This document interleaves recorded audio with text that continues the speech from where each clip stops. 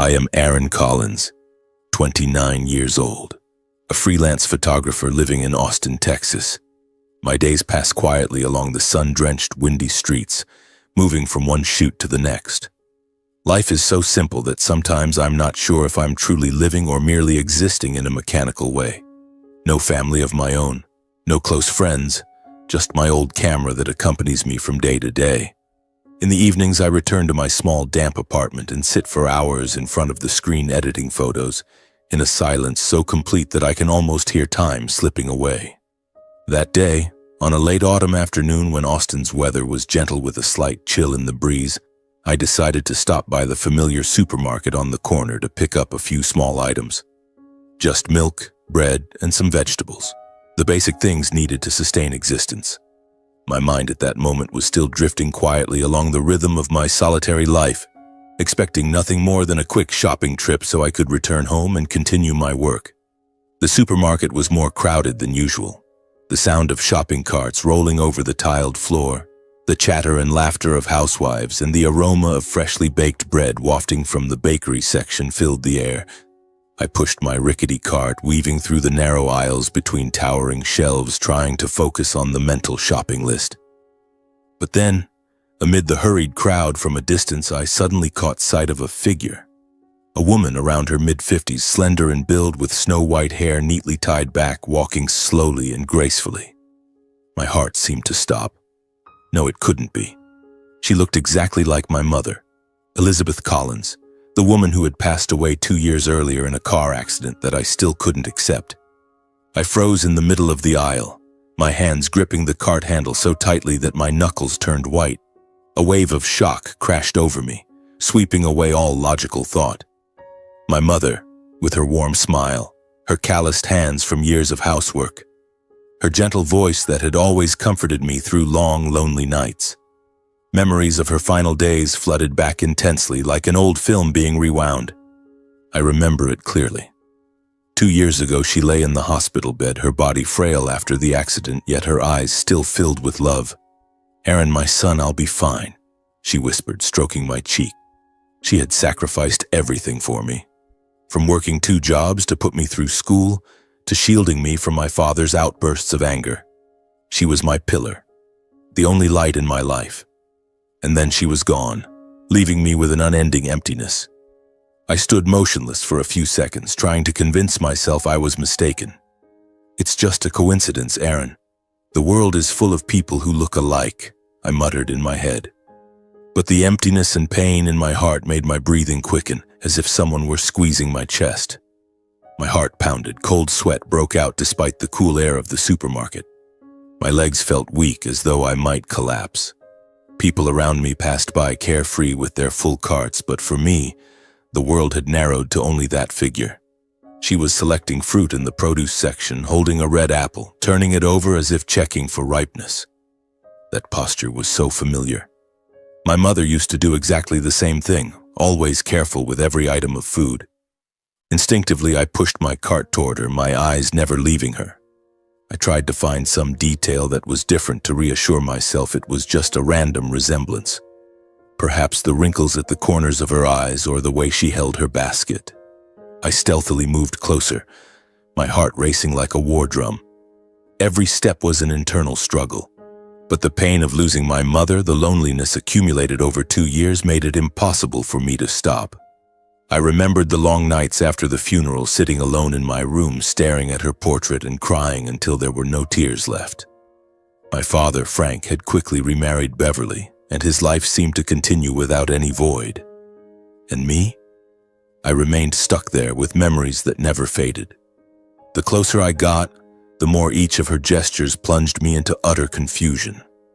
The way she selected items, tilting her head to one side to read labels. Even standing and staring at a product for a long time before deciding to put it in her basket. All of it was achingly familiar. My mother was the same, always weighing every purchase carefully, saving every penny. My throat felt dry. My hands trembled as I pushed the cart. She was right in front of me, only a few meters away. I could even smell a faint trace of perfume, the exact scent my mother used to wear, a cheap but warm fragrance from the local store. It can't be, I thought.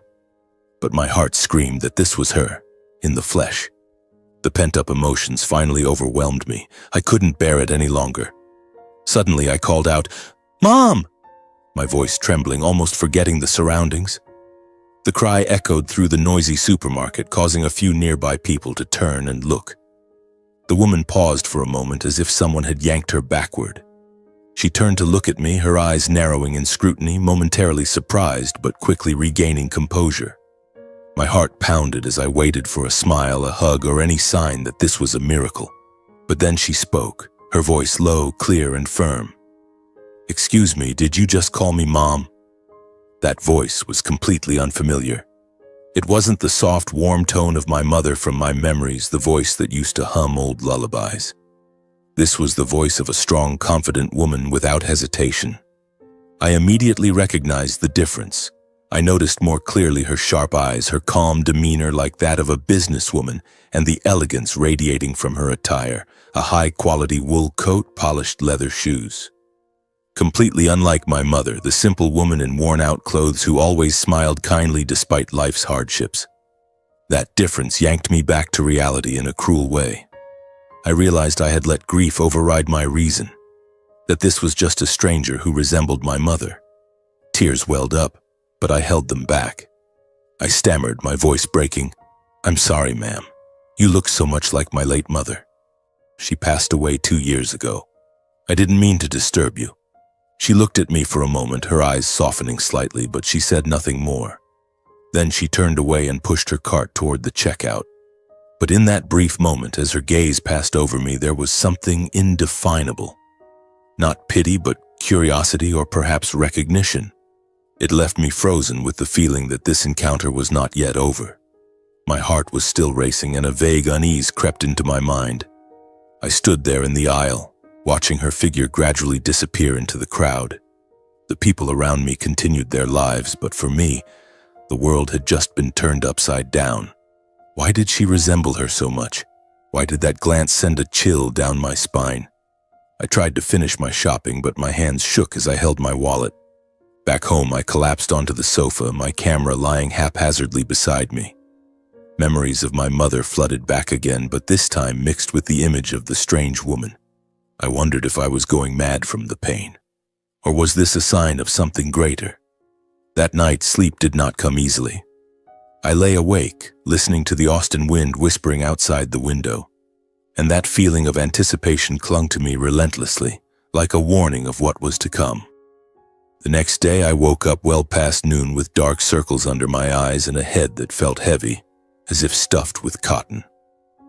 Even strong black coffee didn't help much. It only made my heart beat faster, as though reminding me of that moment in the supermarket. I looked around my tiny apartment. Photos hung haphazardly on the walls, most of them pictures of my mother taken when I was little, her smile always radiant despite how hard life had been. "Mom, what am I thinking?" I muttered, my hand gently stroking the frame. The decision came quite suddenly. I needed to visit my father. Perhaps returning to Sugarland, breathing the familiar air, would help me temporarily push the chaos in my mind aside. I packed a few essentials, instinctively slipping my camera into the bag as always, and hit the road without further thought. The drive from Austin to Sugarland takes about 3 hours, but today it felt endless. The wide-open I-10 highway, flanked by lush green fields on both sides, and the vast Texas sky overhead passed unnoticed by my distracted mind. The image of that woman kept replaying in my head like a film loop that wouldn't stop. Interwoven with it were memories of my mother, her beaming smile as I photographed her in the kitchen, her tight embrace after a tiring day at work, her whisper of, "You are everything to me," before sleep. But now those memories felt distorted, as if covered by a layer of fog. Why did she resemble her so much? And that final glance, what did it carry? Pity or a secret? The nameless unease grew larger, like a balloon inflating in my chest, causing me to grip the steering wheel so tightly that my hands went numb. I turned on the radio for distraction, but the melancholy country songs only made everything worse. When I arrived in Sugarland, the sun was already tilting toward late afternoon, painting the peaceful suburban houses in shades of red. My father's house was unchanged, a modest two-story home with a neatly trimmed lawn. Frank Collins, my father, opened the door with his familiar smile, but I noticed he had aged more, his hair grayer, his eyes showing fatigue. "Aaron, my boy, coming for a surprise visit," he said, patting my shoulder with a warm but slightly forced tone. Inside, Beverly, my stepmother, was busy in the kitchen. She was about 10 years younger than my father, with glossy blonde hair and stylish clothing that always made me feel out of place. "Hi, Aaron. Come in. It's perfect timing. We're having your favorite grilled steak tonight," she said, her bright smile not quite reaching her eyes. Dinner unfolded in the usual atmosphere whenever I visited, warm on the surface but always somewhat strained. We sat around the old wooden dining table with steaming plates of steak, fresh salad, and toasted bread. My father and Beverly chatted about work. He talked about new construction contracts. She boasted about the small fashion boutique she managed. "The market's picking up, Aaron. I think this year will be better," he said enthusiastically. Beverly chimed in. "And I just got a new shipment from California. The customers are loving it." I listened, occasionally adding polite remarks like, "Sounds like things are going well," or "That's great. Congratulations, Dad," trying to maintain a calm facade despite the turmoil inside. Each bite was hard to swallow as the image of the woman from the supermarket kept hovering, distracting me. I looked at my father, wondering if he noticed anything odd about me. He kept smiling and talking, but the atmosphere felt heavier than usual, as if an invisible membrane enveloped the room. When dinner ended and the mood grew quieter, only the clinking of dishes being cleared, the suspicion building inside me finally erupted. I couldn't stay silent any longer. "Dad, there's something I need to tell you," I said, my voice slightly trembling but trying to stay steady. My father and Beverly paused, looking at me curiously. I took a deep breath and began recounting how I had seen a woman in the supermarket who looked exactly like my mother. I described every detail, spotting her from afar, my heart stopping, following her and calling out, "Mom," her voice denying it, but that final glance. I told it slowly, trying to convey the shock I felt, hoping they would understand and share it. As I recounted each detail, I noticed the attitudes of the two people in front of me change noticeably, like a sudden cold wind blowing through the room. Beverly reacted first. She raised an eyebrow disdainfully, flashing a sarcastic, twisted smile as if looking at a foolish child. "Oh my God, Aaron, you still haven't gotten over the shock of losing your mother. It's been 2 years and you're still letting emotions fuel your imagination like this. People look alike. It's not unusual. You should see a therapist," she said, her voice sweet but laced with mockery. I felt the blood rush to my face, but I held back. She was always like that, friendly on the surface, but her words cut like knives. In stark contrast to her coldness, my father showed clear tension. He avoided my eyes, his hands gripping his water glass so tightly that his knuckles turned white. "You got the wrong person, Aaron. It was just a coincidence," he snapped, his voice higher than usual, as if trying to convince himself. I was surprised. My father was usually calm, but now he kept insisting the story was nothing worth discussing, as if desperate to shut down the topic quickly. "Let it go. Don't overthink it. Have some fruit. Beverly made a great fruit salad." He immediately changed the subject, hastily trying to pull the conversation back to normal, asking about my photography work in an artificially cheerful tone. I sat there, stunned by my father's overreaction. Why was he so tense? The averted gaze, the trembling voice, it wasn't like him at all. I sensed something was wrong, like a faint burning smell in the air signaling a smoldering fire. But I didn't press it. I just nodded and forced a smile, letting the conversation flow in the direction he wanted. Inside, the unease grew larger, like a ticking time bomb. Why had my father reacted as if I had touched a forbidden secret? And Beverly with that mocking smile. It sent chills down my spine.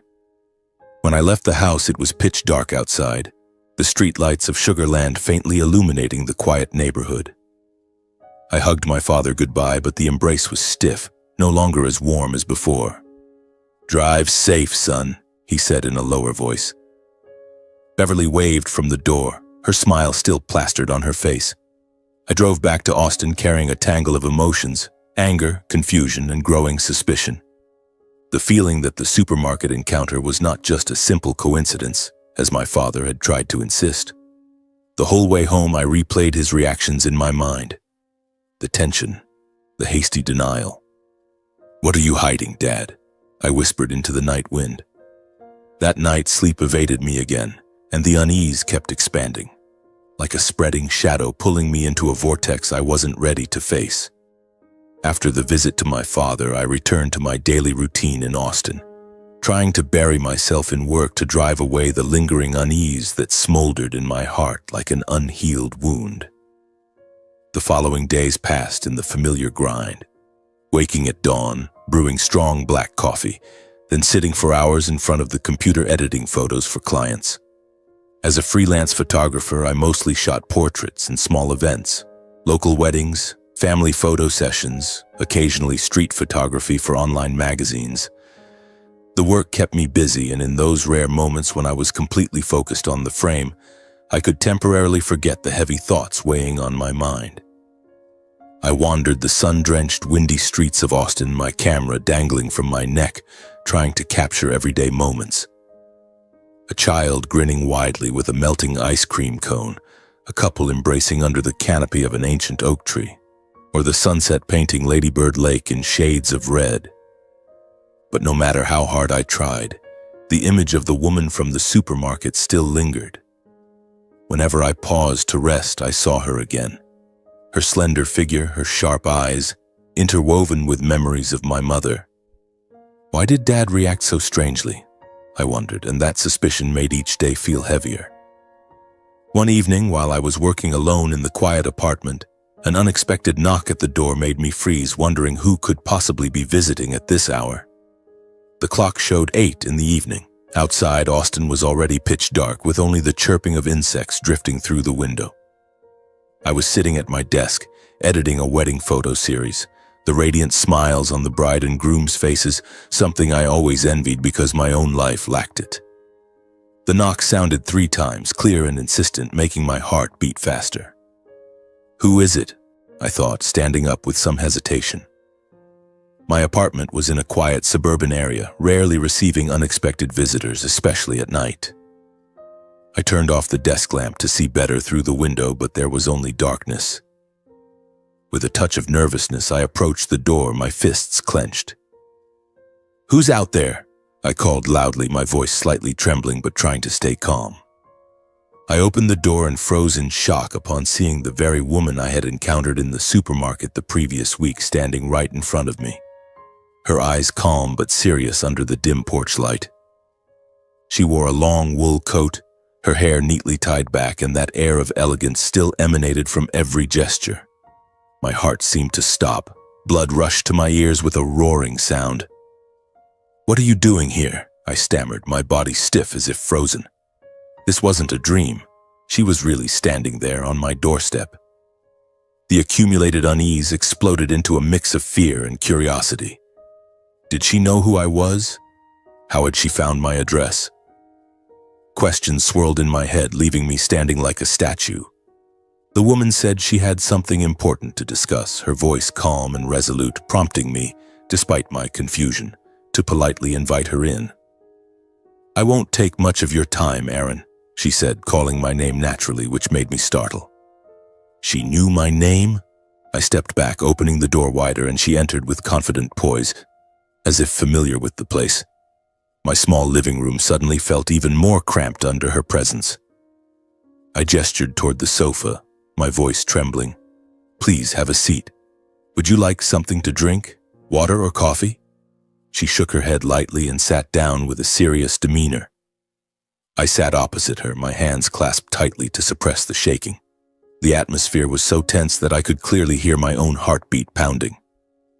"Who are you? How do you know my name?" I asked, my voice lower than intended. As soon as she sat down, her first words left me reeling.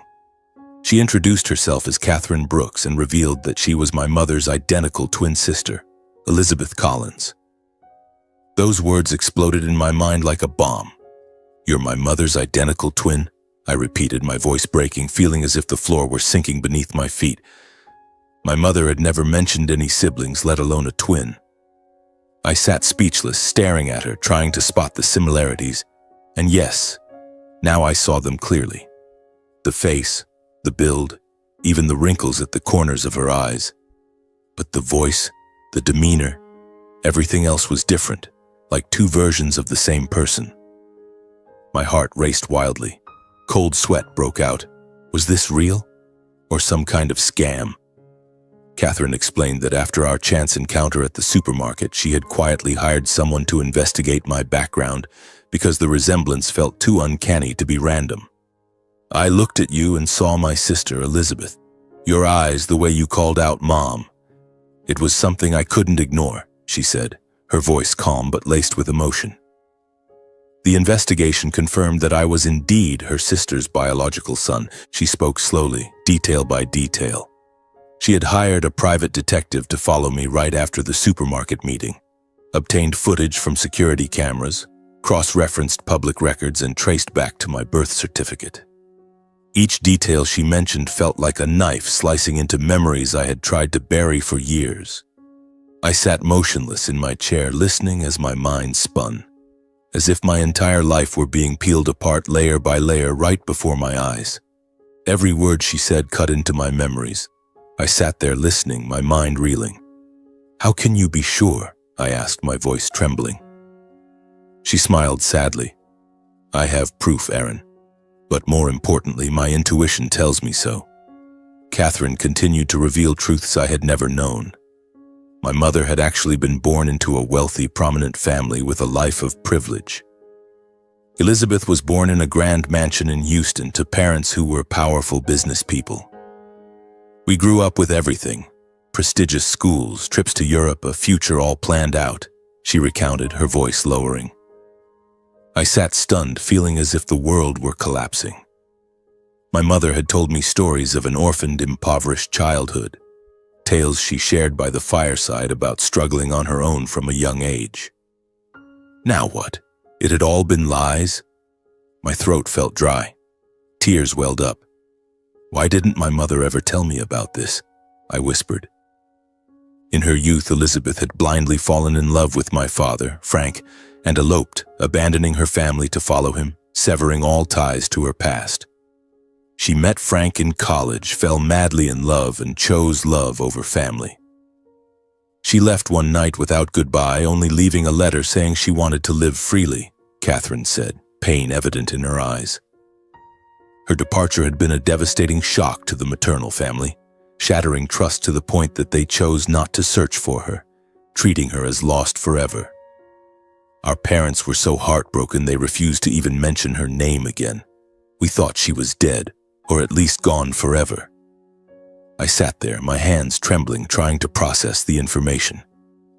My mother, a wealthy heiress, running away for love. It explained her extreme simplicity, but it also pained me because of the lies. I was speechless, realizing my mother's true background was completely different from the orphaned, poor childhood she had described. In my memories, her voice still echoed clearly from those nights she lay beside me, low and slow. Mom was orphaned young, with no one to rely on.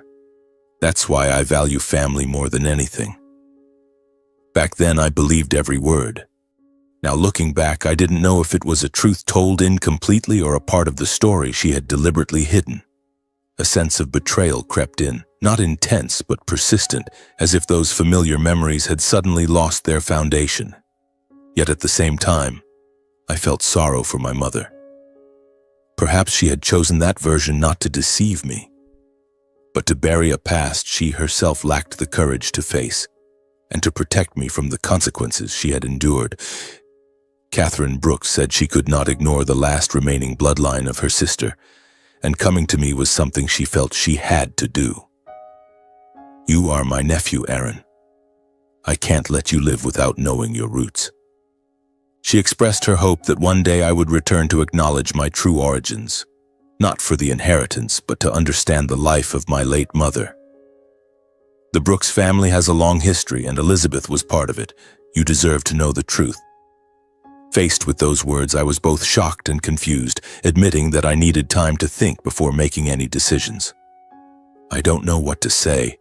This is too sudden," I said, my voice faltering. Catherine respected that, leaving her business card before quietly departing without another word. She stood, lightly touching my shoulder. "Call me when you're ready."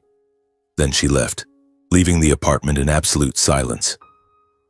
I stood alone in the room, realizing my life had just taken a completely different turn, one I was utterly unprepared for.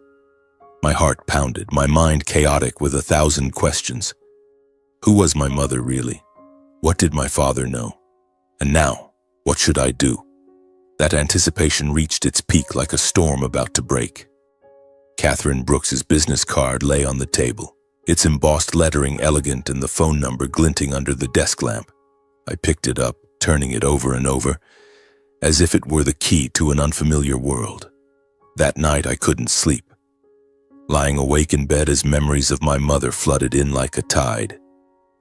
She had told me about her orphaned childhood, the days she wandered scraping together a living, her voice warm and full of resilience. Now what? Was it all a lie? I felt betrayed, yet also heartbroken. If Catherine was telling the truth, how much had my mother sacrificed to leave behind a life of wealth? And my father, did he know? His sharp reaction in Sugarland kept replaying in my mind, making me suspect he was hiding something significant. The following days passed in endless turmoil. I tried to bury myself in photography work, shooting a local wedding, editing portraits for clients, but everything felt half-hearted. Every time I held the camera, I saw my mother through the lens, her beaming smile in the kitchen, her tight embrace after a tiring day at work. But now those memories felt distorted, like a photo edited incorrectly. I wandered the streets of Austin, hoping the familiar atmosphere would calm me, but it was useless. During the day, I kept myself busier, jogging along the Colorado River, stopping at a cafe for a latte, even trying a date with a girl from an app, but the conversation only skimmed the surface, weather and work, never touching the chaos inside me. At night, sleep came in fits filled with strange dreams. My mother in a glamorous evening gown, fleeing a lavish mansion, clutching a small suitcase, turning back with sad eyes. I woke in the middle of the night, drenched in sweat, wondering if I should call Catherine. "What's waiting for me ahead?" I muttered, staring at the business card on the nightstand. Fear mixed with curiosity like a ticking time bomb. I knew that if I didn't act, this unease would consume me. After days of internal struggle, on a gently sunny morning in Austin, I finally took the initiative and dialed the number on Catherine Brooks' card. My hands shook as I pressed the buttons, my heart pounding like a war drum. The phone rang twice, then her voice came through, calm as before. "Aaron, I've been waiting for your call." Not a hint of surprise, as if she knew I would reach out. "I want to discover my roots," I said, my voice breaking with emotion. She didn't ask why, simply replying, "I'll come pick you up today. Get ready." I hung up, a surge of anticipation rising. I packed a few simple outfits, slipping my camera into the bag, my unbreakable habit like a protective shield, and waited. Just a few hours later, a luxurious black car pulled up in front of my apartment. Catherine stepped out, dressed elegantly, a faint smile on her lips. "Are you ready, Aaron?" she asked, her voice warmer than I expected.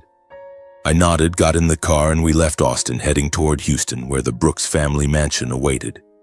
Before leaving Austin, I had thought long and hard about whether to tell my father what I had just learned. In the end, I chose silence. Not because I trusted him, but because I didn't yet know the full truth. Part of me feared that if I spoke too soon, he would try to stop me.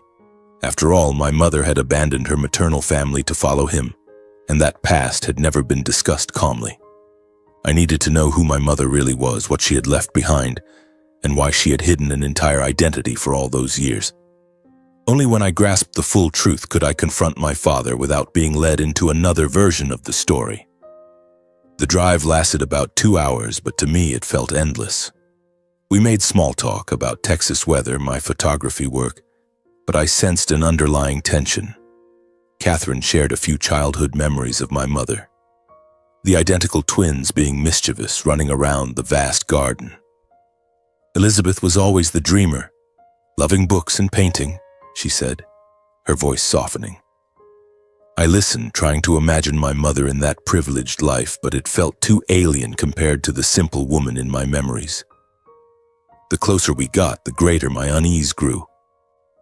How will the family receive me? I asked. Catherine gazed out the window. They're not the type to open up easily. But your family, blood, at the very least, that can't be denied. Her words offered little comfort, only making my heart beat faster. As the car turned onto a private road, the mansion came into view, a grand, opulent villa with classical architecture, towering iron gates, lush gardens, and a sparkling fountain under the sun. Yet the atmosphere was cold, like a palace devoid of human warmth. I immediately felt the invisible distance between myself and this place. Me, the ordinary Austin guy in a worn t-shirt, stepping into a world of wealth and power.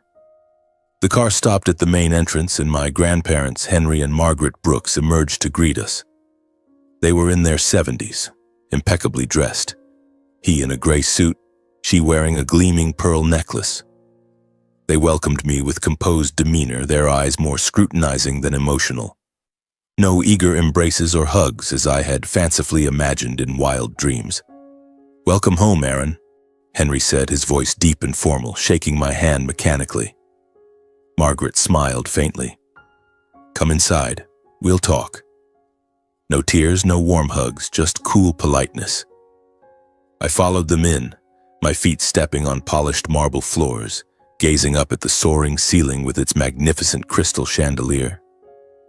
The living room was vast, with premium leather furniture and art pieces on the walls, but the air felt stifling, as if everything was arranged to display power rather than affection. Catherine patted my shoulder. "They need time to adjust, Aaron. Just like you." I nodded, but loneliness surged within me. This was blood family, yet so utterly foreign. That evening, the entire extended family was summoned, and a heavy atmosphere enveloped the grand dining room. The long table was covered in pristine white linen with gleaming silver cutlery and exquisite dishes prepared by a private chef. Wagyu beef, chicken salad, and French wine.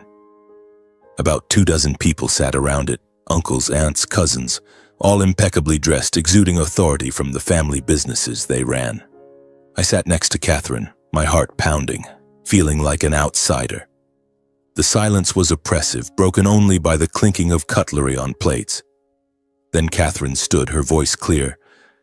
"Everyone, today I want to introduce Aaron Collins, the son of my sister Elizabeth, who left us years ago." Her words exploded like a bomb. Murmurs immediately arose, laced with disdain, sarcasm, and unhidden reproach. An older uncle raised an eyebrow. "The son of the traitor? And now he shows up here?" A female cousin smirked. "I hope he's not like his mother." I sat there, my face burning, trying to stay calm, but my hands trembling under the table. Sitting in the midst of the dining table, I quietly observed and realized that Elizabeth's family was powerful, wealthy, and disciplined, but also cold and judgmental. They spoke of business, stocks, and multi-million-dollar deals as everyday matters. But their glances at me were full of suspicion. There was no warm welcome, only probing questions. "What do you do in Austin? What do you already know about this family?" I answered briefly, but every word felt scrutinized. I couldn't understand why such a family harbored such deep resentment, to the point of nearly denying my mother's existence entirely. They spoke of her as a stain. "Elizabeth nearly bankrupted us," one uncle said, his voice full of bitterness. I sat there, choking back emotion, feeling as if I were in a courtroom rather than a family dinner. The anticipation built like a string stretched to its limit, about to snap. After dinner, I sought out Catherine to get answers, no longer hiding my confusion and inner conflict. We sat in the private study, surrounded by towering bookshelves and the scent of aged wood. "Why do they hate my mother so much?" I asked, my voice trembling. Catherine sighed, looking at me with pity. "There's a part of the story you don't know yet, Aaron. She explained that before eloping with Frank.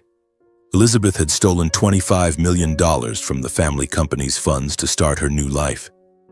That act had plunged the company into a severe crisis for a long time, nearly causing bankruptcy and affecting hundreds of employees. She thought it was the way to freedom, but to us it was betrayal, Catherine said, her voice heavy with sadness. Although the company eventually recovered thanks to Henry's efforts, the act became an unhealable rift, leading the family to completely sever ties with Elizabeth. Many family members had never forgiven her, carrying the resentment for years and viewing her departure as an unforgivable betrayal. They saw her as not just leaving but stealing the family's future, Catherine explained. I listened, my heart tightening. I fell into deep inner conflict, realizing that my mother was both a victim of blind love and someone who had deeply hurt her own family. My mother, the one who sacrificed for me, also a thief? I remembered the hard times of my childhood, her saving every penny, never having extra. If she had taken such a large sum, why were we still poor? Or had she hidden it to protect us? That truth distorted the cherished childhood memories I held dear, no longer pure as before. The evenings she told stories, the warm hugs, all now tinged with doubt. For the first time, I understood that my mother's past was far more complex than I had ever known. I left the study, my mind in turmoil, feeling as if the storm had finally arrived, sweeping me into a vortex of secrets and pain. My feet felt heavy as I walked through the long, echoing hallway of the mansion, the sound of my footsteps reverberating like whispers from the past. Catherine saw me to the door, her eyes filled with concern. Be careful, Aaron. The truth sometimes brings unexpected troubles. I nodded but said nothing, simply getting into the car and letting the driver take me back to Austin. Throughout the long drive, the Texas landscape slid past the window. Golden sun-scorched fields of dry grass, sparsely trafficked stretches of highway. But I barely saw any of it. My mind kept replaying that evening's dinner. The cold stares, the unmasked accusations. They called my mother a traitor, and now I knew why. The $25 million she had stolen. But why? What did she do with it? And where was that money now? The questions gnawed at me like a wound slowly bleeding. Leaving the mansion and returning to my small apartment in Austin that night, I could hardly sleep. My thoughts dragged back to the maternal family gathering and the resentful glares that still haunted me. I lay in bed staring at the mottled ceiling, listening to the night wind whispering through the window cracks. Everything here was so familiar. The camera lying haphazardly on the table, stacks of test prints piled up. But now, it all felt strangely alien. I thought about Catherine's account of the $25 million my mother had taken when she eloped, and the unease grew sharper like a balloon about to burst. $25 million. The figure echoed in my head, unimaginably large. My mother, the simple woman who saved every penny to buy me school supplies, how could she have done that? I clearly remembered her teaching me, money isn't everything, son. What matters is living honestly. Now what? Whom had she been honest with? The Brooks family or us? That doubt kept me tossing and turning, cold sweat breaking out despite the cool Austin night. I turned on the light, sat up, and picked up the framed photo of my mother on the nightstand. She smiled kindly in the old picture, but now that smile seemed to hide something profound. "Mom, why didn't you tell me?" I whispered, tears welling up. That night stretched on endlessly, every moment an internal battle. Childhood memories surfaced vividly like an old film being rewound. An ordinary life, a modest mother who was frugal, never letting me feel we were shielded by wealth. We lived in a small house in Sugar Land with worn furniture and simple meals. Vegetable soup, weekend grilled meat if we were lucky. My mother worked at a grocery store, coming home late with tired feet, yet always smiling and hugging me tightly. "Mom got a great deal today," she would say, holding a bag of discounted produce. I remembered birthdays when she made cakes from scratch with flour, decorating them with reused candles.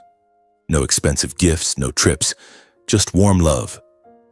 My father worked as a builder, earning a modest wage, and we always had to budget carefully. We are poor but happy, my mother often said gently. Now thinking back, if she had taken $25 million, why didn't she use it to improve our lives? Why not buy a bigger house or send me to a better school? The question bored into me, causing pain. Had she hidden it to protect me from something? Or was the money gone?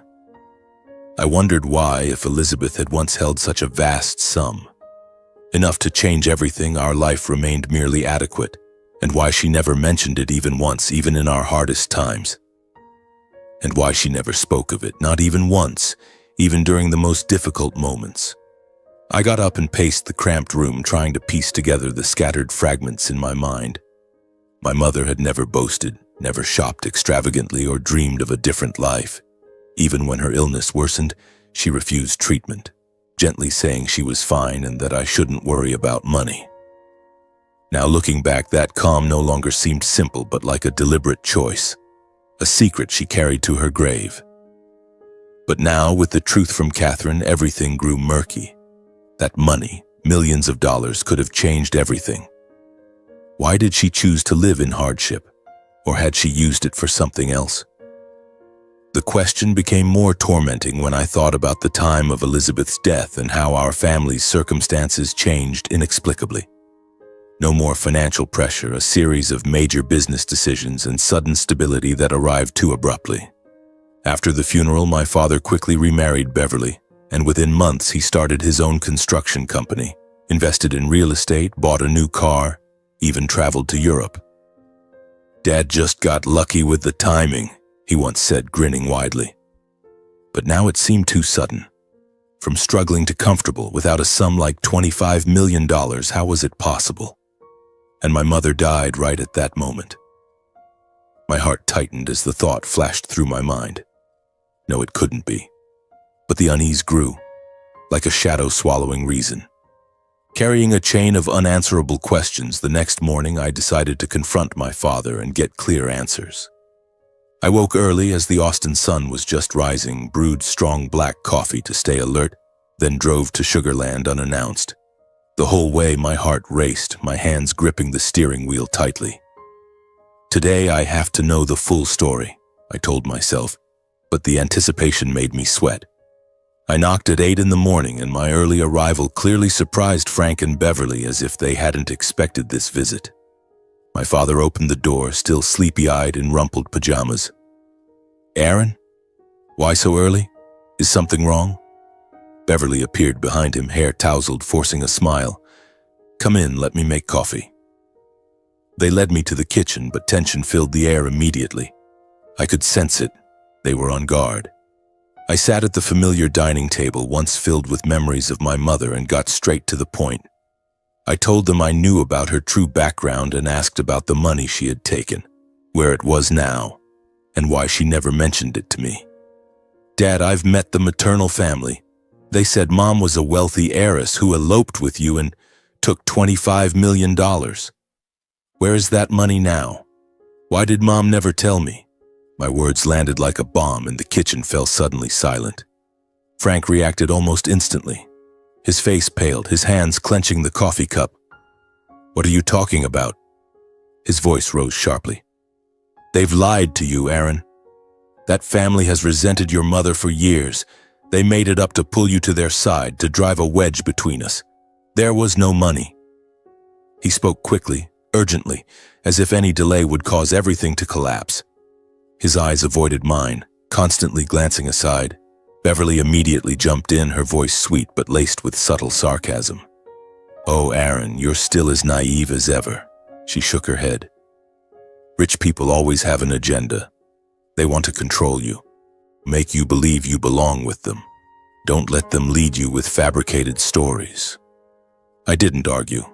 I simply set down my coffee cup and looked my father straight in the eye. "Then explain it to me," I said slowly.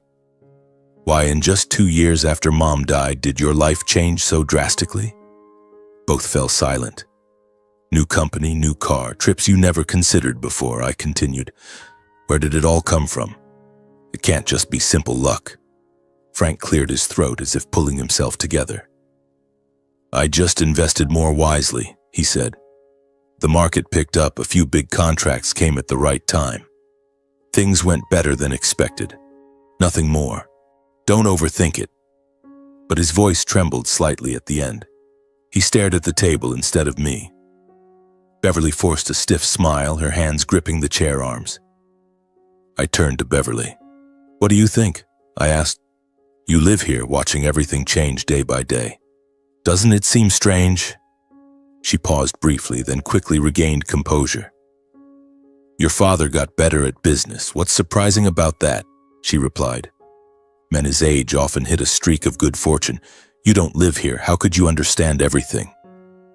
"I don't live here," I said, my voice lowering. "But I lived with my mother for nearly 30 years, and I know she never spent money recklessly." Frank lightly slammed his coffee cup on the table. His voice grew harsh. "Enough, Aaron. You're reading too much into this. I won't let you dig up the past." "I'm not digging," I replied. "I'm just asking. If there's nothing to hide, why are you so tense?" Frank looked up at me, his eyes mixing anger and fear.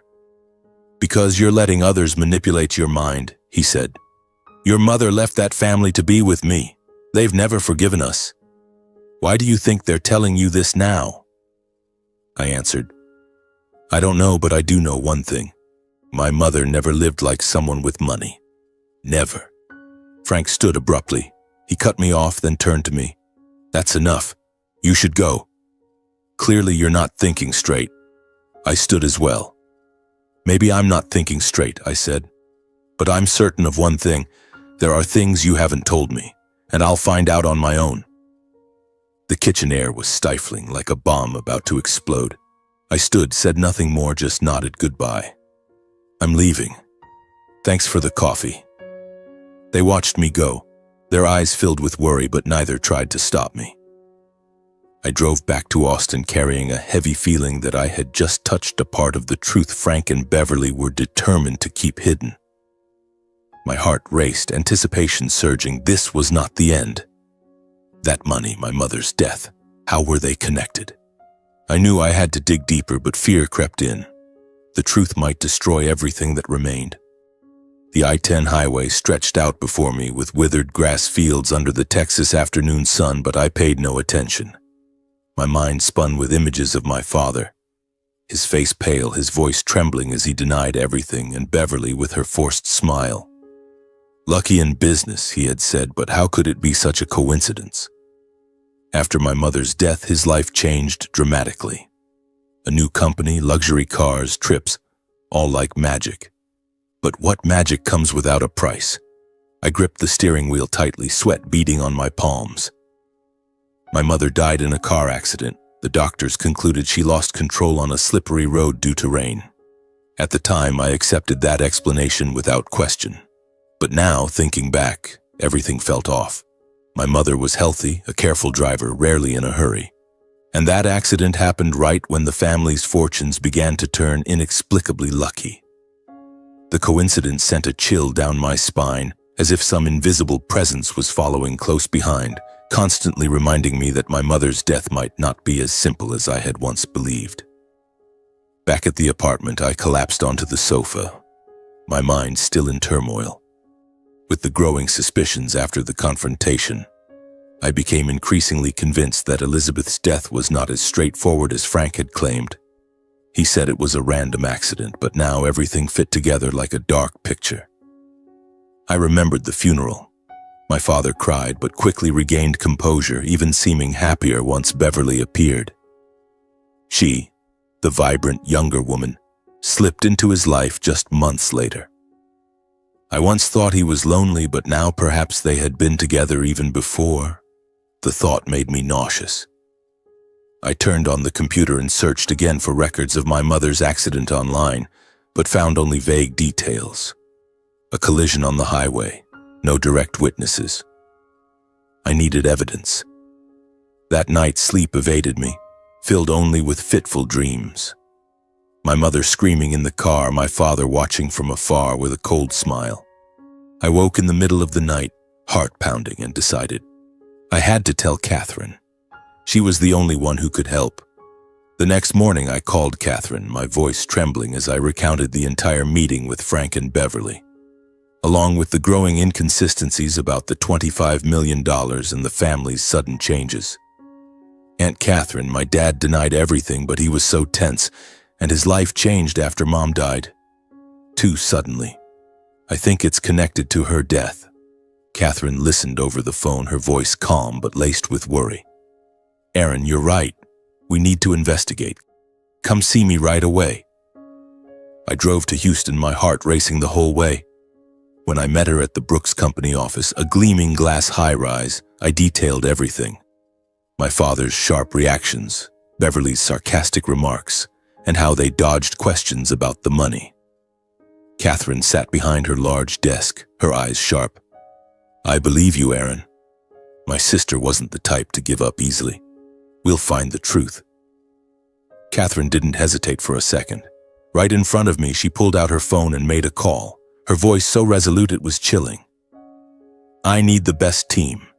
Investigate Frank Collins and Beverly. Call history, finances, every trace from 2 years ago. Keep it discreet, no leaks. I sat there quietly watching every word, my heart beating faster with each pause in the conversation. When she hung up, Catherine looked at me and said briefly, "They'll work in silence. We can't just suspect. We need irrefutable evidence." The waiting days that followed felt like silent torture. I returned to Austin, trying to bury myself in work as if everything were normal. I took on a local event shoot, moving through crowds, raising the camera out of habit. But each time I pressed the shutter, my hands shook slightly, and I realized I was viewing everything through the lens while my mind was far away. The investigators traced phone bills, backed up emails, and hotel bookings, revealing that Frank and Beverly had been in frequent contact and meeting while Elizabeth was still alive, with many overlapping times and locations. The first report arrived after a week, hundreds of calls between my father and Beverly starting 3 years earlier, when my mother was still healthy. They met in suburban Sugarland hotels, secretive evening appointments. I read the report with trembling hands. Meetings coincided with days Elizabeth worked late. Anticipation surged. My father had been cheating with Beverly? I felt sick, but Catherine comforted me over the phone. The financial investigation uncovered that Frank had once consulted an investment advisor about using a large sum, exactly $25 million. But Elizabeth refused to sign off. Her personal notes showed she declined to change their lifestyle to maintain stability for me. In Elizabeth's personal computer and draft emails, there was an unfinished will, along with confirmation from a lawyer that she had inquired about procedures to leave all assets in her name to me. The investigators retrieved data from my mother's old laptop. She had emailed a lawyer 3 months before the accident. I want to set up a will, everything to my son. The draft will read, all assets, including the secret fund, to Aaron Collins. She intended to leave the $25 million to me? My heart tightened. She knew my father wanted the money and she was trying to protect me. Location data, schedules, and indirect witness statements showed Frank and Beverly were present and acting suspiciously around the time of Elizabeth's accident, coinciding with the period she was preparing to finalize her asset arrangements. The investigators checked GPS from my father's phone. He was near the accident scene, not at work as he claimed. Beverly had booked a hotel room a few miles away. One witness, a passing driver, indirectly reported, saw a couple arguing on the roadside before the crash. It all fit. They were there, and my mother died right after planning to complete the will. When the full report arrived, both Catherine and I were devastated. I erupted in rage, realizing Elizabeth had been betrayed and murdered while Catherine grieved for failing to prevent the tragedy. We met in her office, the thick report on the table. I read it with shaking hands. Affair, arguments over money, presence at the scene. They killed my mother, I shouted, tears streaming, pounding the table. Catherine hugged me, her voice choked. I'm sorry, Aaron. I should have found her sooner. She was in pain, eyes red, the identical twins. She felt my mother's suffering. Rage made me want to rush to Sugarland immediately, but Catherine held me back. We need the law. The anticipation had turned to fury like a spreading fire. Catherine immediately summoned the family's private lawyers, handing over all evidence and demanding criminal charges while requesting the reopening of Elizabeth's death case. The law office, a glass high-rise in Houston, was packed. Top lawyers, investigators, and us. She spoke decisively. Sue Frank and Beverly for premeditated murder. Reopen the accident. It wasn't an accident. The lawyer nodded, reviewing the evidence. We have enough to convince the court. I sat there, heart-pounding, feeling like I was in a crime movie. Frank and Beverly were summoned for questioning. At first, both evaded and denied, clinging to the old story. We followed through the lawyers. My father insisted it was just an accident. Beverly smirked, saying I'd been fooled. They performed well, but the mounting evidence made them tense. The breakthrough came when Beverly changed her stance, admitting her role in the plan and providing key additional evidence in exchange for leniency consideration. In the second questioning session, she cried, I didn't intend to kill, but Frank pressured me. Here are the messages and recordings. She handed over an old phone, texts between them. We have to get rid of Elizabeth before she finalizes the will. With Beverly's cooperating testimony and the new evidence, the case shifted dramatically, cornering Frank with no escape, while I realized the truth I sought was finally emerging. My father collapsed, weakly denying, but the proof was overwhelming. I sat with Catherine, tears rolling down. Mom was killed for the money. The anticipation was now pain, but also the first step toward justice. The case unfolded, and I knew the journey was far from over. The days that followed passed in a chaotic swirl of emotions. Anger intertwined with sadness, faint glimmers of hope amid fear. Catherine and the legal team worked tirelessly, preparing the case file for trial. I returned to Austin, trying to live normally, shooting photos, editing, running, but everything felt tasteless. Each night I lay awake, imagining my mother in her final moments. Driving in the rain, perhaps thinking about the will, about protecting me from that $25 million. Did she suspect my father? Did she see Beverly as a threat? The thought pained me deeply, like a wound that refused to heal. The trial was held publicly, drawing massive media and public attention due to its involvement of a wealthy family. A death once ruled an accident and secrets hidden for years. The Houston courthouse was packed. Reporters crowded outside the doors with cameras, curious onlookers whispered among themselves, and the atmosphere was heavy, like a real-life crime drama. I entered the courtroom, heart pounding, gripping Catherine's hand tightly. She patted my shoulder. We'll win, Aaron. For Elizabeth. My father sat at the defendant's table, looking older than ever. Hair completely white, face gaunt, eyes averted. Beverly beside him, makeup impeccable but expression tense, no longer wearing her familiar sarcastic smile. I sat in the front row, feeling as if trapped in a nightmare. The judge banged the gavel, the trial began, and the courtroom suddenly fell silent, broken only by the rustle of papers and lawyers' whispers. Media outside was live streaming, and I knew all of Texas was watching, a case tied to money. The prosecutor, a middle-aged man with a strong, resolute voice, stood to present the chain of evidence in chronological order. The years-long affair between Frank and Beverly, the financial motive centered on the $25 million, my mother's draft will, phone location data, and preparatory actions before Elizabeth's death. He started from the beginning. Defendants Frank Collins and accomplice Beverly engaged in an extramarital affair for 3 years prior to victim Elizabeth Collins's death. Evidence from phone records and emails shows secretive meetings where they discussed a future, one without Elizabeth. The large screen displayed messages. We have to get rid of her before she takes all the money. My heart tightened seeing them. Cold, calculated words. The prosecutor continued, the motive is clear. The $25 million Elizabeth took when eloping from the Brooks family. Frank wanted to seize it, but Elizabeth refused, and she was drafting a will leaving everything to her son, Aaron. He displayed the draft. The prosecutor pressed on, connecting location data. On the night of the accident, Frank and Beverly were near the scene, not at home as initially claimed. They argued with the victim roadside per indirect witness accounts. Elizabeth's car lost control, not randomly but due to tampering. He presented traffic camera photos, hotel records, and recordings from Beverly's phone. My father's whispered voice, "Do it before it's too late." The courtroom buzzed. The judge banged the gavel for order.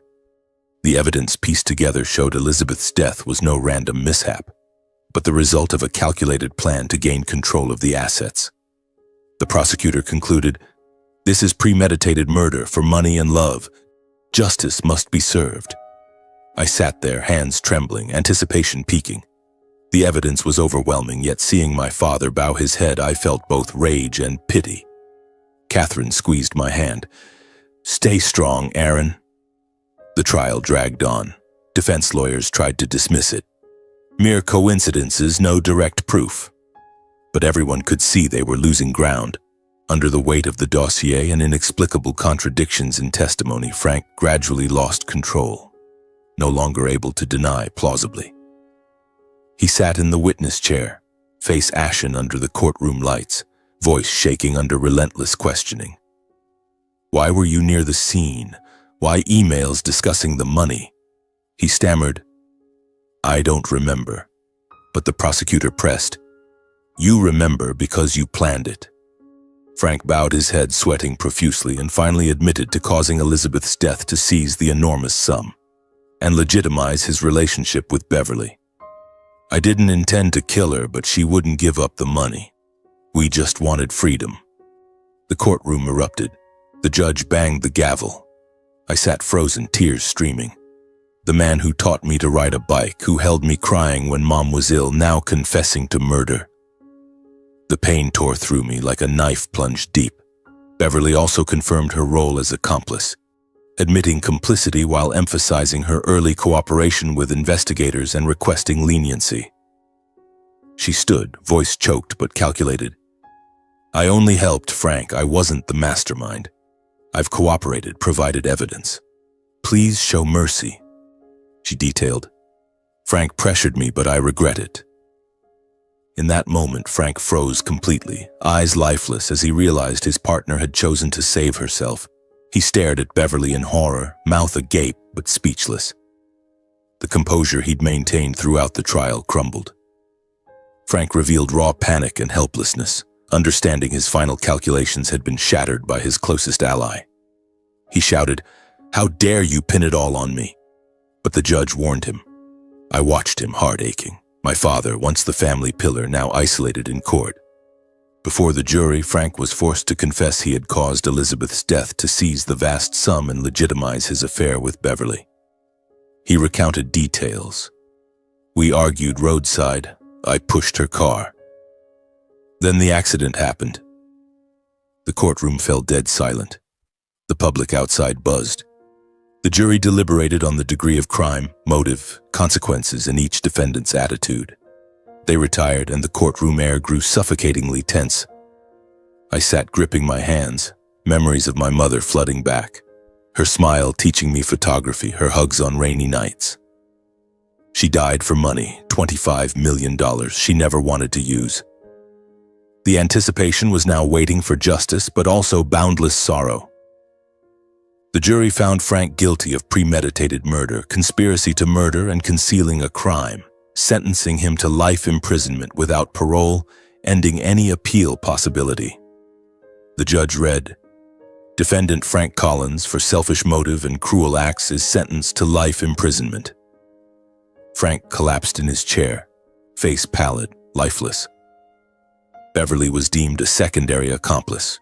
Due to voluntary confession, investigation cooperation, and providing decisive evidence, she received a 5-year suspended sentence, 3 years probation, with supervision obligations and contact restrictions. Defendant Beverly, for cooperation, receives a reduced sentence, the judge said. She exhaled in relief, but her eyes avoided mine. As the verdict was read, the courtroom fell into heavy silence, closing a prolonged case with immense loss. The gavel banged, people rose, but the air remained stifling. Media rushed out, camera flashes blazing, but to me the world blurred. I left the courtroom quietly, feeling neither relief nor satisfaction. Only emptiness, as the truth was finally exposed but could not bring my mother back. Catherine hugged me in the hallway. "Your mother lived her whole life for others," she continued slowly. "And today, you stood up for her. Though nothing can be undone, it still matters." But I only nodded, tears streaming. My mother, the sacrificing woman, died wrongfully. Now my father imprisoned, Beverly free. I stepped into the Houston sunlight, wind brushing my face, but the pain remained. The journey ended, but the scar forever. I drove back to Austin, haunted by trial memories. My father's eyes, Beverly's testimony, the life sentence. Justice prevailed, but at what cost? I pulled over roadside, sobbing uncontrollably, then continued, because Mom would want me to live on. The weeks following the trial passed in a chaotic tangle of emotions, like a prolonged nightmare that refused to end. I returned to Austin, trying to piece together my old life, editing photos for clients, jogging along the Colorado River to chase away thoughts, but everything felt meaningless. Each morning upon waking, I looked at my mother's portrait on the nightstand, and the pain surged anew. She had died wrongfully because of money and betrayal. The media continued to pursue. Reporters called. Articles about the wealthy family murder case spread across the internet. But I shut it all off, locked my doors, and lived like a ghost. Catherine called daily, her voice warm. "Aaron, are you okay? Come to Houston if you need to."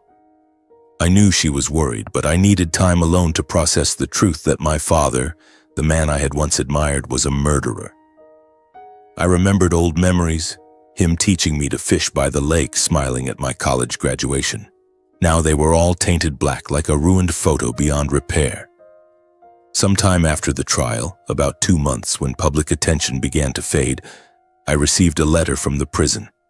Frank had proactively requested to meet me. The words in the letter were brief and cold. "Son, I need to see you to talk." My heart tightened. What for? To apologize? Or to blame? I hesitated, but eventually decided to go, needing closure for the old chapter. Catherine learned of it and insisted on coming. "You shouldn't go alone. I'll witness this final meeting between father and son." We drove to the prison on the outskirts of Houston, a grim concrete building with barbed wire fences and an atmosphere as heavy as hell. Security was strict. Remove shoes, metal detectors, and finally we sat in the visitation room. Thick glass separating us, old telephones for communication. Catherine sat beside me, her hand gripping mine reassuringly, but my heart pounded, anticipation as intense as before the trial. The moment we faced each other, Frank showed no remorse or pleading. His demeanor was cold and rigid, as if still fighting an unfinished battle. He wore an orange prison jumpsuit, his face more gaunt, hair disheveled and completely white, but his eyes remained sharp, filled with resentment. "So my son has come to visit," he said through the phone, his voice flat as if discussing the weather. No tears, no apology, just a chill that sent shivers down my spine. He said the sentence was merely on paper, while what had been taken from him could not be closed with a few years in prison. "Life sentence, huh?" Frank smirked faintly. "That's just a word people use to lull each other to sleep, Aaron. You all took everything from me. Freedom, money, my life. You think locking me up here ends it?" His voice was low, never raised, but every word carried raw menace like a wounded beast still with enough claws to strike back. I sat opposite him, staring through the thick glass, my heart beating harder than usual. In that moment, I understood clearly. The man before me was no longer my father. Frank continued, his voice eerily even, as if recounting a story unrelated to himself. "Beverly betrayed me. You and that aunt of yours did too," he said, eyes icy. "Elizabeth betrayed me first. She hid the money, wouldn't let me touch it. I just wanted freedom. What's wrong with that?" He tilted his head as if questioning himself. Frank sneered. "The Brooks family, a bunch of arrogant rich folks. They think they're better than me. Elizabeth left because of them, then hid the money. I was just taking back what should have been mine." I gripped the phone so tightly my knuckles turned white. Catherine beside me had gone visibly pale, but she said nothing, as if knowing any rebuttal would only please him more. Frank turned fully to me. "You chose their side," he said slowly. "You turned your back on your father. You're the one who destroyed me, son." His eyes flashed with something dangerous, not anger but cold hatred, thickening the air in the visitation room. I took a deep breath before speaking. "I didn't come here to argue," I said, keeping my voice steady, "or to seek forgiveness. I came for closure. Mom died because of what you did, and from today, I'll live without you in my life." A brief silence passed. Frank stared at me, his eyes darkening as if memorizing every word. "Don't think it ends here," he said softly. "Some consequences can't be caged behind bars." He leaned forward, voice lowering further. "Remember this, Aaron. Some things aren't imprisoned, and when the consequences come, you'll understand." His words, without needing to be shouted, were enough to send a chill down my spine. Right then, a guard approached, placing a hand on Frank's shoulder. He stood, but before being led away, he turned for one final look at me, flashing a twisted smile devoid of any regret. Catherine held my hand tightly as the door closed. "Don't let his words scare you," she said softly, though her voice trembled slightly. "All he has left is resentment to cling to."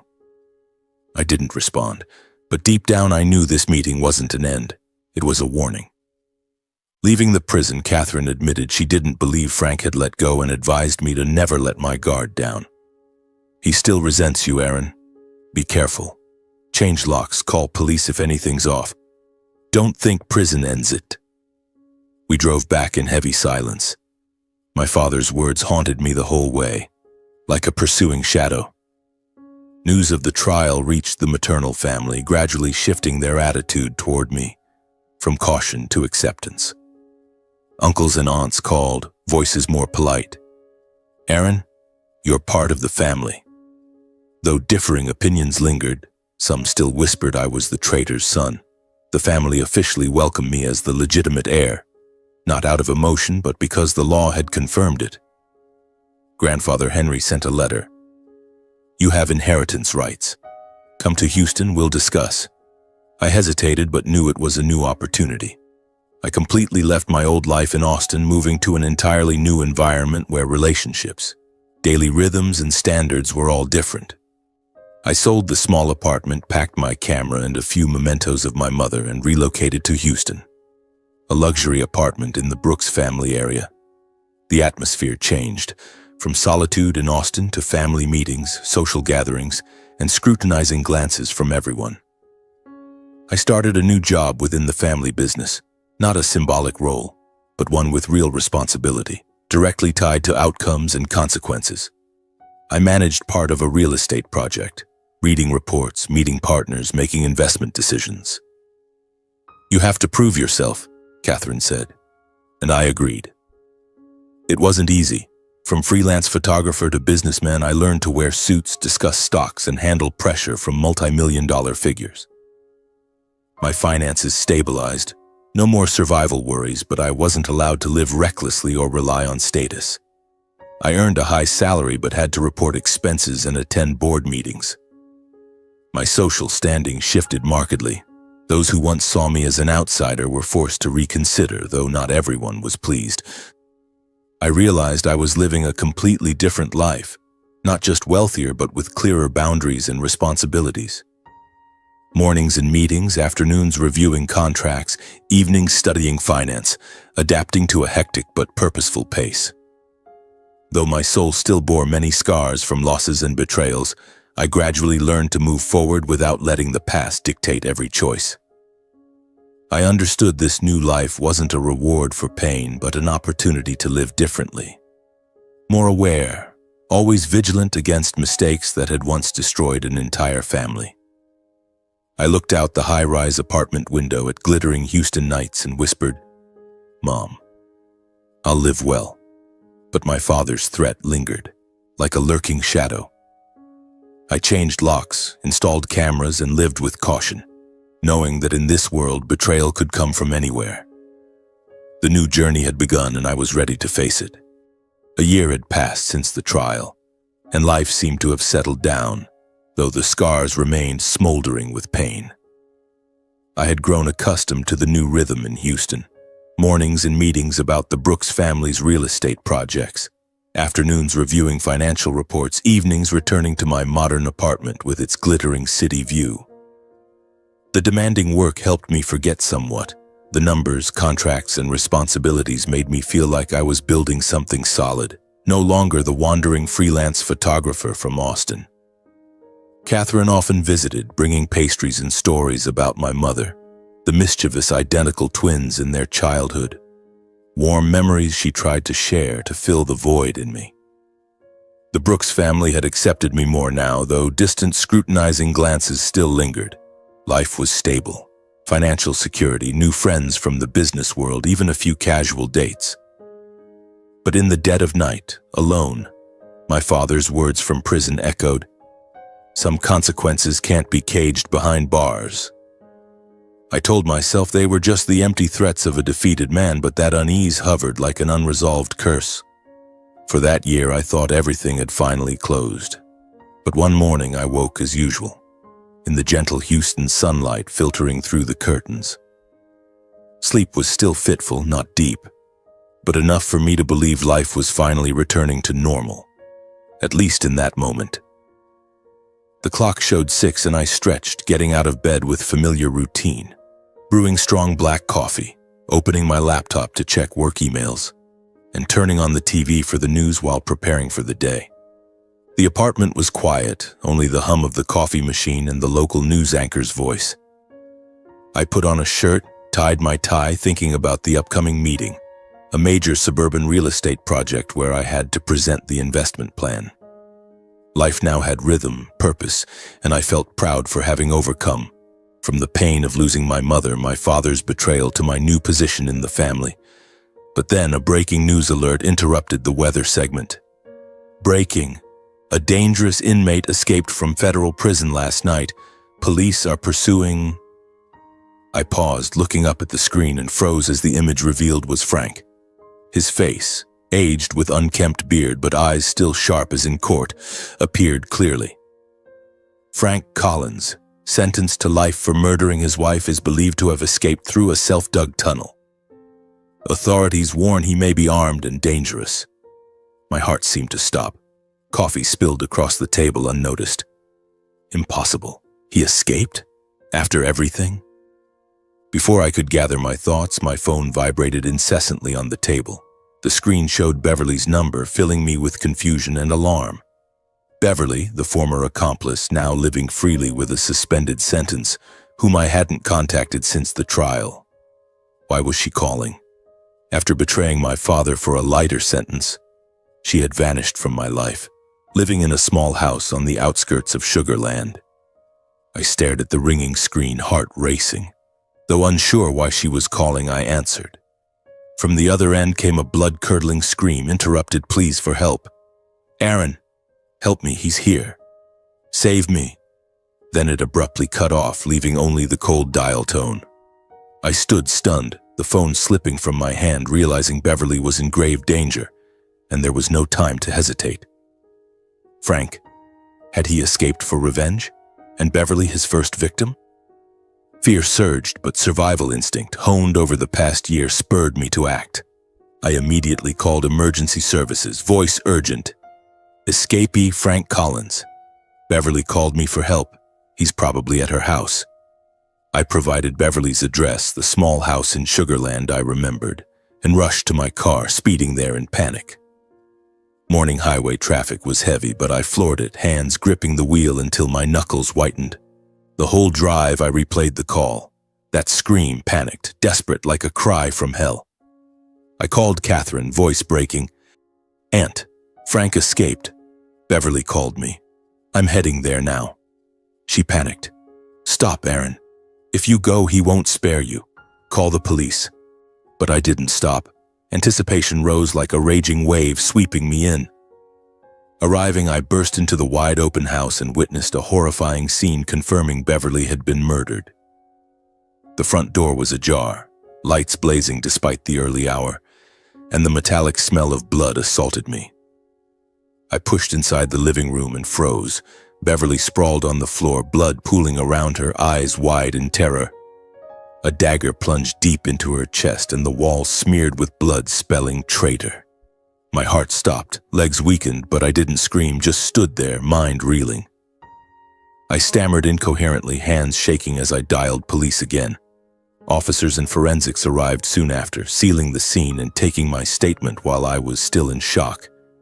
They pulled me outside, questioning rapidly. What did you see? Why are you here? I recounted the call, the escape news, voice faltering from trauma. The forensics team in white suits photographed, collected evidence, the atmosphere like a horror film. I sat on the curb, knees trembling, trying to breathe.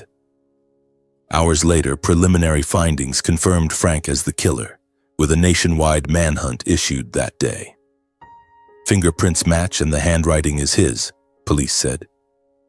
I nodded, but fear escalated. He was free and I could be next. Back home in Houston, I sank into extreme unease, fully aware I might be the next target now that Frank had nothing left to lose. The high-rise apartment felt like a trap. Security cameras, sturdy locks, but somehow not enough. That night, as the building fell silent, Frank suddenly appeared, carrying hatred and desperation, directly threatening my life. I was in the living room checking for updates on Frank when I heard glass shattering from the back door. My heart leaped. He was here. I didn't panic instinctively, but reacted as prepared, activating the alarm, maintaining safe distance, and buying time for police. The alarm blared throughout the apartment, red lights flashing continuously. I quickly retreated to the safe room, a steel-doored corner I'd prepared long ago, right after the prison visit. Hands shaking but movements practiced, I locked from inside, activating the communication system. Heavy footsteps echoed in the hallway, then a powerful bang on the door. "Open up, Aaron," Frank growled, voice hoarse. "I know you're in there." I watched the camera monitor, his face gaunt and haggard, eyes bloodshot with hatred. In his hand, a knife glinting under the flashing lights, appearing even more distorted and terrifying. I spoke through the intercom, trying to keep my voice steady. "Dad, stop," I said. "It's over." He let out a raspy laugh, pounding the door again. "Over. You think locking me up ended it? You sided with them. You sold me out." "I didn't sell anyone out," I replied, heart pounding. "I just told the truth. And you chose this path." Frank roared, breathing heavily. "Truth," he snarled. "The truth is I lost everything because of you." I swallowed hard, stalling for time. "Listen to me, Dad," I continued. "Police are on the way. You still have a chance to stop." A brief silence, then a sneer. "I have nothing left to lose," Frank said, voice low and cold. "I just need you to pay for turning me in." He charged the door again, blows more frantic and desperate. The door shook but held. Then from afar, police sirens wailed, faint at first, growing clearer. Frank paused, glancing toward the window, a flash of panic in his eyes. "This isn't over," he muttered, then pounded once more, wildly and erratically. Seconds later, rapid footsteps filled the apartment, accompanied by sharp commands. Frank was subdued right outside the safe room door, the knife clattering to the floor. I stood behind the locked door, hearing the metallic click of handcuffs. Only when everything quieted did I realize I was shaking violently, breathing ragged, as if escaping a nightmare in real life. I opened the door, silently watching as my father was led away, understanding the final ties to the past had been severed, but at a cost too great to ever erase. He turned for one last look at me, eyes full of hatred. I collapsed to the floor, sobbing uncontrollably, losing my mother, my father, and now any peace. The storm had ended, but the devastation remained forever. After all the upheavals, I entered a long-term therapy process, directly confronting the trauma, survivor's guilt, and the persistent fear that had haunted me for so long. Catherine introduced me to a psychologist, a middle-aged woman named Dr. Elena Ramirez, whose warm office in downtown Houston was filled with books and greenery. The therapy sessions didn't erase the memories, but they taught me how to place them in their proper context. I gradually understood what belonged to the past and what no longer had the right to control my present. Memories of my mother remained, warm, gentle, full of love, but they no longer dragged me down every night. The guilt of surviving always tormented me. Why was I still alive when my mother was dead, my father imprisoned, and everything around me had collapsed? When I finally voiced it, Elena looked at me gently and said, "You didn't choose who leaves, Aaron, and you didn't choose to stay." She paused briefly before continuing, her voice firm yet warm. "Living on isn't betraying those who are gone. It's the only way they aren't lost again." For the first time in a long while, I understood that moving forward didn't mean forgetting my mother. It meant carrying her love without letting the pain dictate my life. I kept a daily journal recording moments of peace, a successful meeting, a call from Catherine, or simply a morning coffee. Gradually, I slept better, no longer startled by the wind, but the process was long. In the first 6 months, I cried often, anger erupted, but she was patient. Emotions are your allies, not enemies. I remember the 10th session when I smiled for the first time. "Today I didn't have any nightmares." She smiled back. "That's great progress. The wounds are slowly healing." Therapy helped me separate things. The past was a lesson, not a chain. I started going out more, meeting friends, and feeling life no longer weighed so heavily. As my mental state stabilized, I met Lena Harper through work. Our relationship formed slowly through simple conversations, with neither of us playing the role of savior, just two adults choosing to stay together out of respect and peace. Lena was an architect on a Brooks family real estate project. A 28-year-old woman with long brown hair, a warm smile, and a simple style. We met for the first time at a meeting. She presented the designs, confident yet humble. Afterward, we chatted casually about coffee. "What kind do you like?" "I'm obsessed with Italian espresso." The conversation started there, short lunches talking about books, movies, or Houston's unpredictable weather. Neither of us delved into the past right away. I didn't talk about my mother, father, or the case. She didn't probe my emotional scars. We were just two ordinary people finding harmony in small things. Lena shared her love of painting. I talked about my old photography hobby. The relationship developed slowly, months as friends, then weekend dates, walks in the park, ice cream, laughing over trivial matters. She respected my space, never pushing for painful stories, and I did the same. She had a brief past divorce, but we didn't bond over wounds. Our relationship with Lena progressed gradually and realistically, built on everyday conversations and mutual respect for boundaries, without relying on shared trauma or painful pasts to connect. We talked about the future. "Where do you want to travel?" she asked, and I replied, "Anywhere, as long as it's peaceful with you." No drama, no rescuing, just daily choices to be together. She knew about the case from the news but didn't pry. "When you're ready, tell me." I shared gradually over quiet evenings, and she listened, holding me without pity. The relationship was like a calm river, without storms, healing me naturally.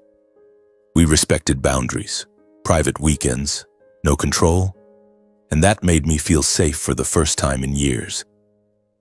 When we decided to marry, Lena and I chose a simple ceremony with only close loved ones, viewing marriage as a conscious choice for the present and future, not a way to compensate or heal old losses. We held it in the backyard of the Brooks mansion. Catherine insisted on hosting. Only 20 people attended: Catherine, my grandparents, a few close cousins, and Lena's dear friends. No extravagant wedding dress, no elaborate rituals. Under the gentle afternoon sunlight, Lena held my hand and spoke slowly, voice steady. "I'm not choosing you for what you have, but for the sense of safety I feel beside you. For me, that peace is enough." When it was my turn, I looked at her, speaking of the future without fear for the first time. "I can't promise a perfect life, but I promise I won't run away, even if the past knocks again." We exchanged simple silver rings and cut a cake prepared by Lena and her friends. Laughter rang out naturally, unforced. not to forget what happened, but to affirm we still had the right to start anew. Catherine cried, "Elizabeth in heaven must be wishing you both happiness." I nodded, my heart warm for the first time. A year later, I welcomed our firstborn daughter, naming her Emily, a name I chose for its gentleness and sense of new beginning. The day Emily was born in a Houston hospital, I held Lena's hand and cried, hearing her first wail. The tiny baby with big round eyes, and I whispered, "Emily, you're our new start." My life gradually centered around our small family, quiet evenings reading to Emily, simple routines like cooking with Lena, and a peace I never thought I could hold. We moved to our own home, a cozy suburban house with a small garden and a room for Emily. No more late meetings. I came home early to hold her, singing the lullabies my mother once sang. That peace was fragile but precious. After the storm, I cherished every moment. Catherine visited often, not just as an aunt, but as true family, witnessing me build a life very different from the previous generation. She brought gifts for Emily, picture books, toys, and sat for hours telling stories about my mother. She loved children so much. She watched me as a father. "You're like Elizabeth, loving unconditionally." I understood the past couldn't be erased. What happened would always be part of me. I still dreamed of my mother, of my father in prison, but upon waking I held Lena and Emily, knowing they were my present. Yet I also learned memories don't have to control choices, and pain has no right to decide the future. Dr. Ramirez taught, "The past is a lesson, not a prison." I applied it. When angry, I breathed deeply. When afraid, I remembered present peace.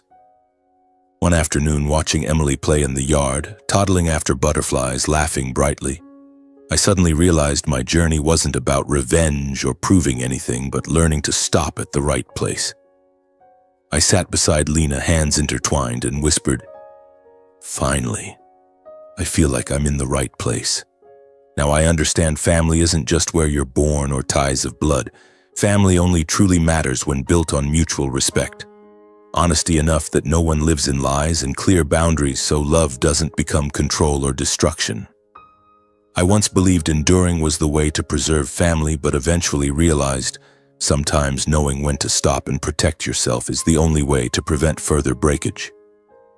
The lesson I keep for myself, and one day for my daughter, is not to let wounds become excuses to wound others. Not all pain needs retaliation, and not all relationships are worth holding at any cost. If needed, have the courage to walk away before silence turns to hatred and love to ruin. I look at Emily, her face glowing in the late afternoon light, and quietly promise, not with grand words, but with inner certainty, that she will grow up in peace without carrying the cracks I once bore. My life, from loss to serenity, isn't a tragedy, but proof that people always have the right to choose a different way to live, when they dare face the truth and know when to stop.